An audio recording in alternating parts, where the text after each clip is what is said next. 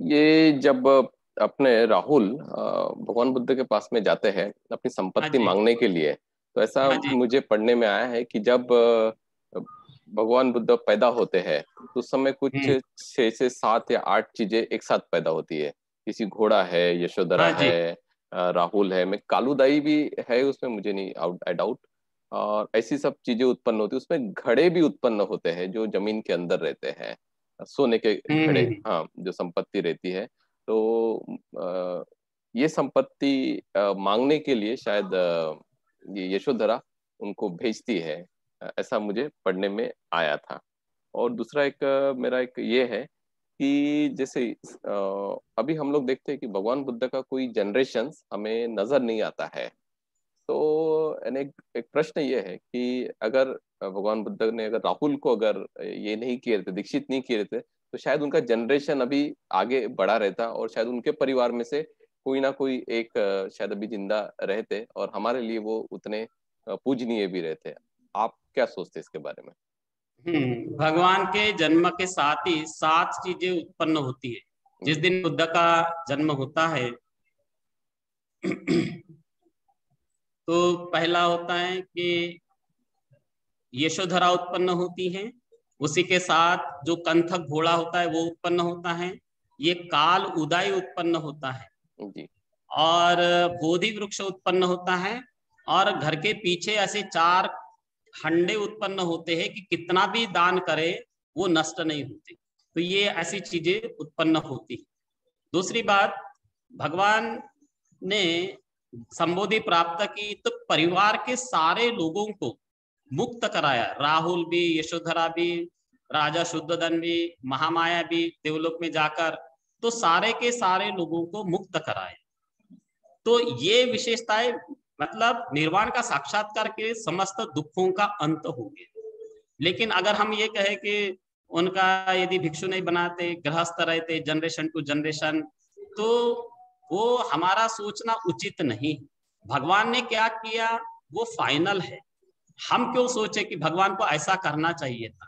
हमारी इतनी बुद्धि नहीं है कि भगवान को क्या करना चाहिए था क्या नहीं करना चाहिए था, इस तरह हम नहीं बता सकते। जी। भगवान ने जो किया वो फाइनल है।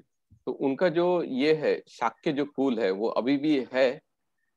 अभी बहुत सारे लोग हैं जो अपने आप को शाक्य मानते हैं। हमारे वो ग्वालियर का साइड में है, लोगों के सरनेम शाक्य है।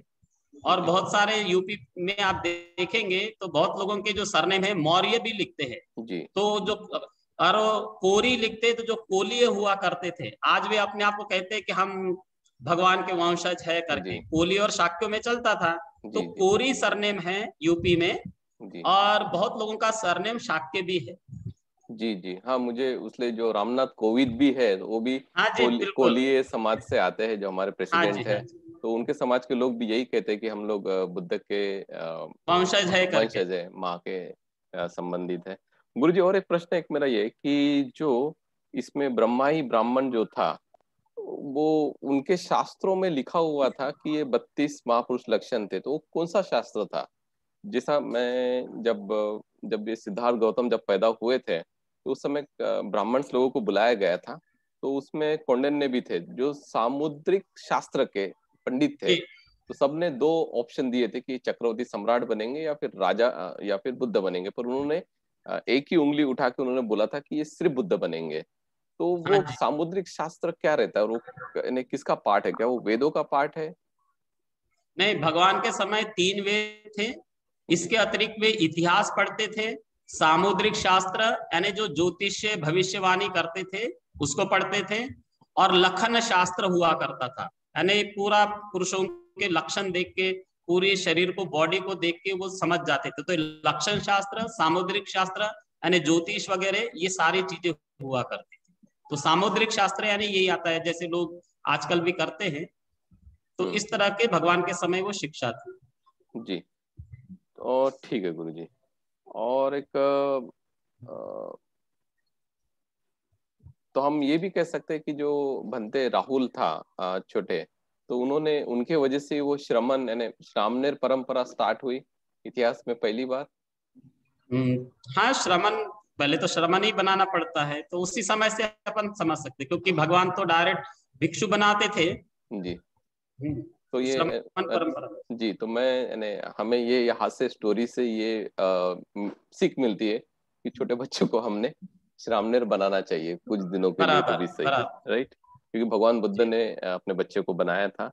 और कोई मुझे यहाँ पूछता है कि आपने जो बताए थे कि अलग अलग चीजों से अलग अलग यानी हमें वर्ण शरीर मिलता के है, ये मिलता है। बिल्कुल। तो किसी ने पूछा है कि रेड लिप्स पाने के लिए क्या करना चाहिए? नहीं, उसका कोई वर्णन नहीं है कि जी वो कैसे मिलते हैं। जी। किसी को ये पूछा है कि इस पे एक हमें ये भी पता चलता है कि इसमें जो आपने बताए थे कि उस समय भिक्षु बनाते थे यानी श्रमण बनाते थे परिवारों में।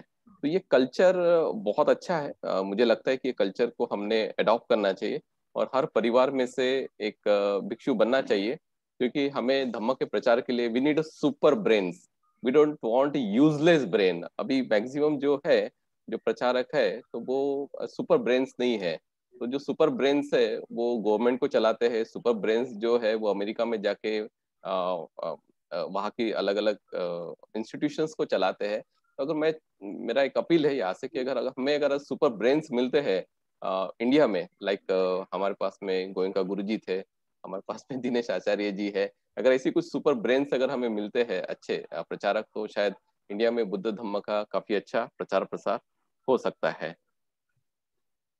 और किसी ने बोला है गुरुजी कि पेंडेमिक के बाद में आप दोनों, मतलब आप और मैं, अगर हम लोग स्कूल और कॉलेजेस में ये इस तरह के टॉक्स अगर हम लोग स्टार्ट करते हैं, तो युवा लोग काफी प्रभावित होंगे और हमारे साथ में जुड़ेंगे भी, क्योंकि हम लोग अभी तक के स्कूल कॉलेजेस में हमारे रिलीजियस लीडर्स नहीं जाते हैं उनके प्रॉब्लम सॉल्व सॉर्ट आउट करने के लिए।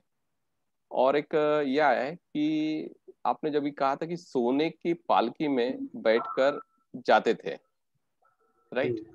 बिल्कुल। तो फिर जब हम देखते हैं कि यानी वो बाहर जाते हैं, फिर कई कई ऐसा भी लिख के आता है कि उनके लिए कुछ 3 महल बना दिए गए थे कि ताकि वो बाहर ना जाए। हाँ और हाँ। एक बार जब वो बाहर जाते हैं, फिर वो जो चीजें देखते हैं और उसके बाद में फिर वो भिक्षु बन जाते हैं। तो कहीं ना बिल्कुल। कहीं ये कॉन्ट्राडिक्टरी लगता है, आप क्या बोलेंगे? ऐसा है कि भगवान जैसे 6 साल के रहते, छोटे से बालक रहते हैं, तो राजा उत्सव मनाता है, जी तो वो भगवान जाते हैं तो काहे में जाते थे? बढ़िया उसको सोने की पालकी में लेके जाया करते थे, कहीं भी अच्छा जाते अच्छा। थे जी तो और फिर जब बड़ा होता है तो फिर रथ में बैठ के जाते हैं, बने गार्डन की, उद्यान वगैरह भूमि को देखने के लिए, उस समय वो रथ में बैठ के जाते हैं। तो इस तरह से आता है वर्णन। जी। और गुरु जी इसमें आपने बोला था कि जब सिद्धार्थ गौतम वहां जाते तो बोलते हैं कि आप क्षत्रिय कुल के हैं, तो उस समय क्षत्रिय किसको बोला हम्म। जाता था? क्षत्रिय, आप वो जो हमने एक चक्रवर्ती सूत्र लिया था उसमें बता दिया था कि ये चक्रवर्ती कैसे होते, क्षत्रिय कैसे होते हैं करके बता दिया। जी। क्षेत्र का रक्षण करने वाले, उसको क्षत्रिय शब्द का प्रयोग किया गया था। ओके। एक जो खत्तीय शब्द आता है, तो हम्म, क्षेत्रों का रक्षण करने वाले उसको क्षत्रिय, और फिर धीरे धीरे राजा को भी कहलाने लगे। ओके। जी। और इसमें और एक प्रश्न है कि मुझे एक्सीडेंट का डर लगता है, रोड पर जाने से क्या करें? आप बुद्धानुसति करें तो ये भय से दूर हो जाएंगे, या मोर परित्त सुत्त का पाठ करेंगे। मोर ओ, परित्त सुत्त सबसे अच्छा है। मोर परित सुत्त। जी, ओके। वो रोज सुबह शाम को बोलना है तो वो निर्भय होके जा सकते हैं कहीं भी। हाँ। और भगवान बुद्ध ने कितने बार प्रतिहार्य किया, मतलब जो चमत्कार ये बताया है? भगवान ने तो बहुत बार किया, प्रतिदिन करते थे। अच्छा अच्छा। हम कल लेंगे अद्भुत धम्म, अद्भुत धम्म। अद्भुत धर्म कल लेंगे, तब उसमें बताएंगे। और वे रोज ही करते थे, रोज अच्छा। ही प्रयोग करते थे, लेकिन स्पेशली विशेष 2 बार किया। उसमें ओके। करोड़ों जनता नहीं थी, गिनती नहीं, इतने लोग बाग थे। श्रावस्ती में किया था, और ये जो सांखेश्य था, जब देवलोक से उतरे थे वहां भी वो देखने लायक था। और ये जब पहली बार जाते हैं तो यहाँ भी किया, तो बहुत बार करते थे भगवान। ओके। वैशाली का प्रश्न है कि who maintain the account of good Karma? कौन मेंटेन करता है कर्मा का अकाउंट? हमारे चित्त में ही सारे कर्म रहते हैं, अच्छे और बुरे। सारा ये हमारा चित्त है, वो सुपर कंप्यूटर है, उसमें सारे मेंटेन्ड होते हैं।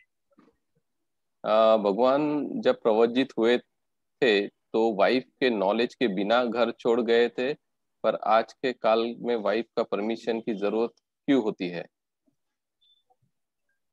ऐसा है कि किसी भी बड़े व्यक्ति की अनुमति चाहिए, माँ बाप की चाहिए, माँ बाप नहीं है तो बड़ा भाई चाहिए, बड़ा भाई नहीं है तो अगर वो है तो पत्नी, कोई ना कोई किसी की अनुमति चाहिए, बिना अनुमति के भिक्षु नहीं बन सकते। वो गुरु जी, और एक प्रश्न और ये उठता है कि हम जो बाबा साहेब ने जो किताब लिखा हुआ है, ठीक है, ये किसने शेयर कर लिया? बाबा साहेब ने जो किताब लिखा हुआ है उसमें उन्होंने बोला है कि कि चार दृश्य वो जो देखा है। झगड़ा, हाँ, वो उनको उन्होंने डिनाई किया है। हम्म। और जो ये किसने शेयर किया, इसको बंद करो भैया। और जो झगड़ा हुआ था उसके वजह से वो उन्होंने ग्रह त्याग किया, ये कहाँ तक के सही है फिर? ऐसा है, हम त्रिपिटक को प्रामाणिक माने, और त्रिपिटक में तो केवल चार जो देखा है वही सत्य है, न कि झगड़ा का कोई कारण था। अच्छा अच्छा अच्छा। हम प्रामाणिक केवल त्रिपिटक को मानते हैं। जी जी जी जी, सही। और 32 लक्षण और 80 व्यंजन के बारे में गुरुजी बताए, तो ऑलरेडी आपने 32 लक्षण के ऊपर एक ले लिया है। मैंने हाँ, कल ही उसको चलाया था चैनल पे, तो आप उसको देख लो जयदीप। और 80 व्यंजन के बारे में गुरुजी ने अभी तक के नहीं बताया है। ठीक है, बताएंगे फिर बाद में कभी। बंते जी अभी समापन करें फिर। जी जी श्योर। चिरांग तिष्ठतु बुद्ध शासनं, चिरांग तिष्ठतु बुद्ध शासनं, चिरांग तिष्ठतु बुद्ध शासनं। साधु साधु साधु। जी, बहुत बहुत धन्यवाद गुरुजी। और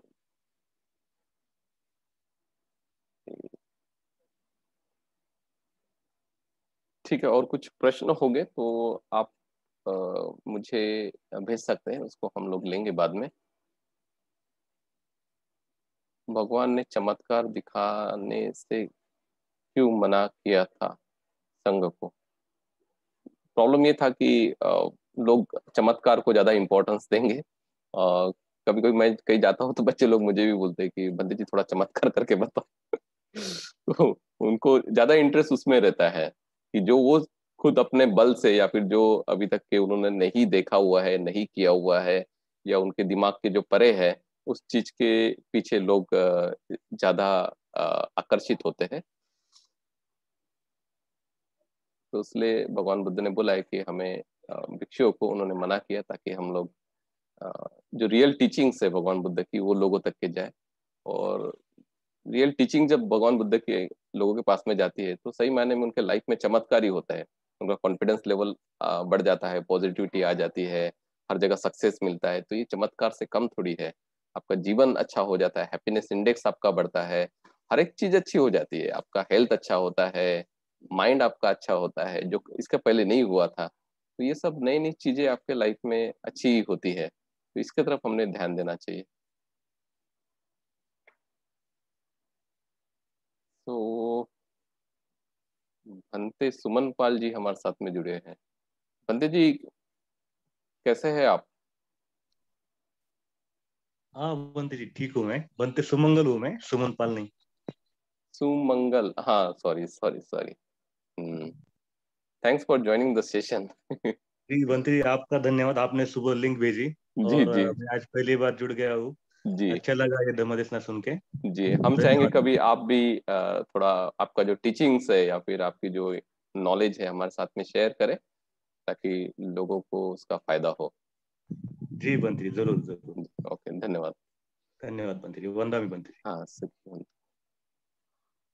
हाँ, यहाँ पे यूट्यूब पे भी है, काफी सारे प्रश्न आए हैं, हम लोग बाद में लेते हैं। और मैंने यूट्यूब पे एक स्टोरी शेयर किया है सुअर और इसकी, तो हम उसको थोड़ा ले लेते हैं। काफी अच्छी स्टोरी है, काफी इंस्पायरेबल स्टोरी है वो।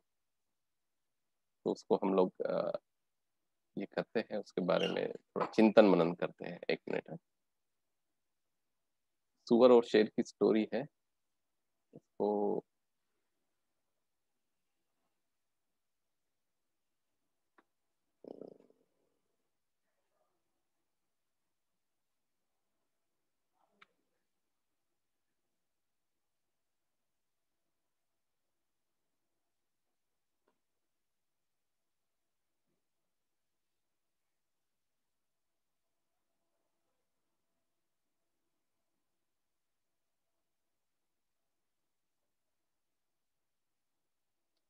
आवाज आ रहा है क्या आप लोगों को?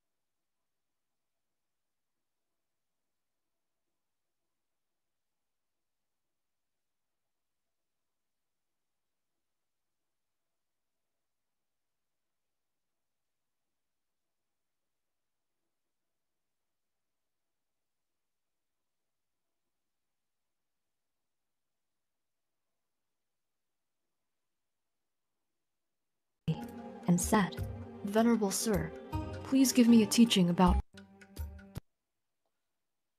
हाँ, अभी साउंड आएगा।